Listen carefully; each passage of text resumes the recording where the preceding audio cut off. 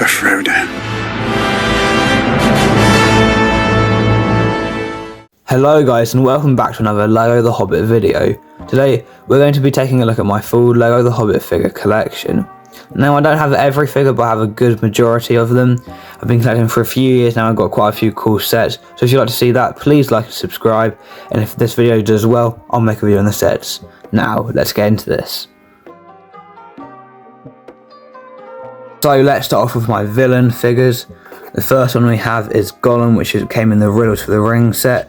This is a very good figure, amazing old mould, love that set, love this figure. Massive improvement over the one in Barad-dûr, even though the Barad-dûr one came out 10 years later. Next up we got the Mordor Hunter Orc. This came in a couple of sets, but I got it in the Warg Attack set.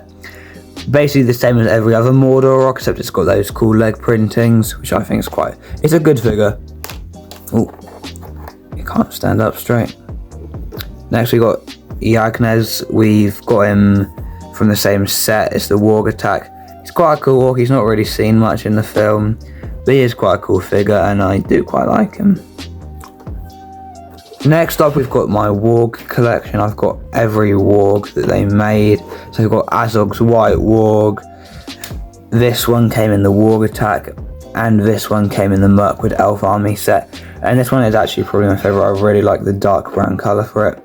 These are quite expensive and I'm very happy to have them. I think they're really cool figures actually, and they're quite custom, you know. I like it when they make custom molds for sets, which is why I have beef with the Minas Tirith, because the Gondorians should have the rectangular shields, but no, they instead get stupid, like, kite-shaped ones. But anyway, next up we've got the Goblin Scribe. Unfortunately, my version of it has a crack. This is the only cracked figure that I am showing off today. I'm quite sad about that, but it's 13 years old. It's just gonna happen, you know. Two goblins from Goblin Town. Very like these figures. I love their special earpiece. I think that's really cool. I love that. As I said earlier, custom molds are always the best. And you can see with the Hobbit, made a lot of them. Wargs, Gollum, Azog's head, and then the big one, the Goblin King. Great big figure. I don't like it quite as much as I like the Cave Troll. If you do like this video, I will make one for Lord of the Rings though. Very cool figure nonetheless. Excellent mould just for one set. Ooh, back in the day. I just love this figure, it is so cool. I wish I could have more of them. They are very expensive. I'm very lucky to have two Cave Trolls, so. Okay, Gundabad Orc with an Uruk-hai helmet. Gundabad Orc with a bow. Bald Gundabad Orc. Gundabad Orc with shoulder armour. Shoulder armour and a sword. Ooh. And shoulder armour with no hair. A lot of people don't like the Gundabad Orcs, and I kind of disagree with that. I think if you look at the films, there's a lot of variation. So if you're building a big orc horde, yeah, I don't think it makes sense for them all to be like one colour, like the Mordor orc, yeah. And I think when you add them in like a horde together, like all together, it looks really cool. And I think that's like, if you mix with the Uruk-hai and the ones from Barad-dûr, it just makes it look very cool, and I'm quite happy with them. And they're a lot cheaper, so. Next up, we've got the Necromancer from Dol Guldur. Very cool. It's quite a simple figure, but regardless of that, I quite like it. No printing on the back, just some simple printing on the front. And then probably my favourite Hobbit figure I have, at least for the villains, is Azog. Very cool weapon, very cool mould with his hand and his head. There is some printing there, a little bit of back printing. Just overall, a pretty awesome figure, and I really like this one. My good guy minifigures from The Hobbit, I have quite a few of them, quite a lot of elves as well, so we start with Thranduil. So I'm actually very lucky to have two of him. I mean, it's just an excellent figure, you know, this hairpiece. That's just an all-time great hairpiece. Double-sided face print, bit of printing on the back of the figure. Generally just very, very cool. I love this figure. The cape is very nice red. It's a bit broken now, but who really cares? Came in the Mirkwood Elf Army set. Great figure, great mould, just fantastic. Then we have the Legolas Greenleaf figure. Another pretty solid minifigure. Came in the Mirkwood Spiders set and some others. I'm quite happy with it, and a polybag actually. Very cool gold, quite accurate to the film. I don't think he should have been included in the film, but Lego made off the film, made a good figure. Same kind of thing with Tauriel here. Good figure, good hairpiece, good printing. Just shouldn't have been in the film. Now I have a rather big army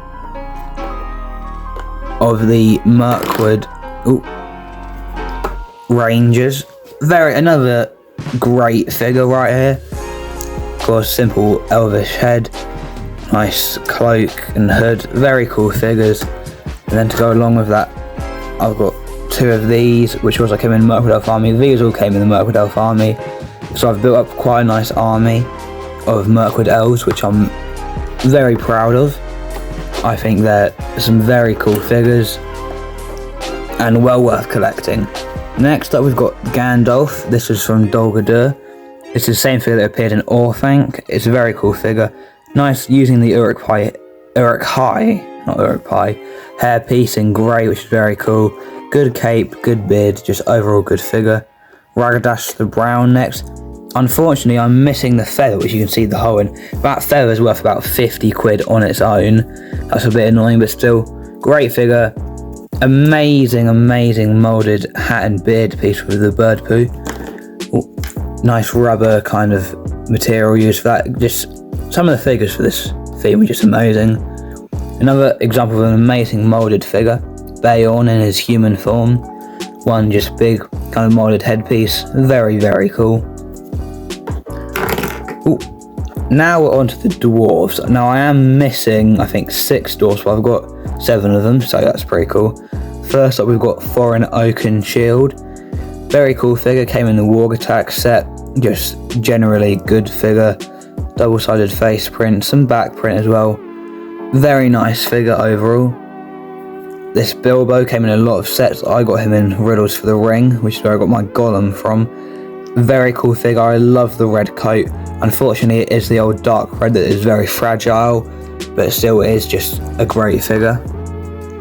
We got Bilbo in his home appearance, which is a pretty cool figure as well. That comes from the Unexpected Gathering set, or basically the bag end one. I think he's Ori, I forgot this man's name. It's the one with the slingshot in the Lego game, because I've played that quite a lot, got the platinum on it. Quite a cool figure, I like the purple.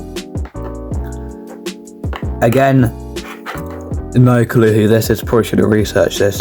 I don't know who that is. Came in Warg Attack, that one came in Goblin Town. I don't know who this one is either, but I know in the Lego game he's got the chain and flail, which is quite an important piece in the game. Now I do know who these two are, Killy and Philly. Very cool figures. Unfortunately, I got this set sealed, and when I'm putting them together, as you can see, he cracked, which is quite common with these older Lego figures. If you look, it's the dark browns and the dark reds, which are very fragile, brittle brown, which is why a lot of Uruk-hai figures have broken on me, which is quite sad. But if you want to see them next week, like and subscribe. I hope you enjoyed this video. Please, if you do, consider commenting, liking, subscribing, sharing. Now, thanks for watching. Goodbye.